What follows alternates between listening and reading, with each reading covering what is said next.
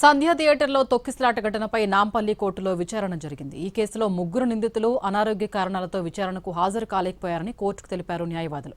అల్లు అర్జున్కి ఇప్పటికే వ్యక్తిగత హాజరు నుంచి కోర్టు మినహాయింపు ఇచ్చింది. ఛార్జిషీటుతో పాటు తమకు డివైజులు, ఎలక్ట్రానిక్ ఎవిడెన్స్, ఫుటేజీలు అందచేయలేదని కోర్టు దృష్టికి తీసుకెళ్లారు ముగ్గురు నిందితుల తరపు న్యాయవాదులు.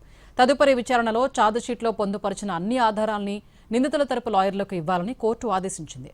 తదుపరి విచారణను ఆగస్టు 17వ తేదీకి వాయిదా వేసింది.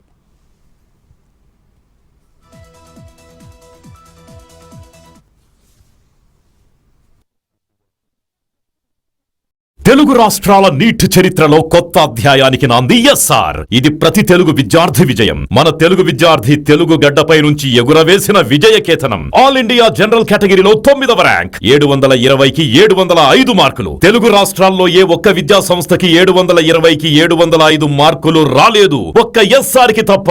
It's an open challenge. Telangana రాష్ట్రంలో నంబర్ 1, ఏపీలో నంబర్ 1, కర్ణాటకలో నంబర్ 1, మొత్తం సౌత్ ఇండియాలో ఎస్ఆర్ ఆధిపత్యం.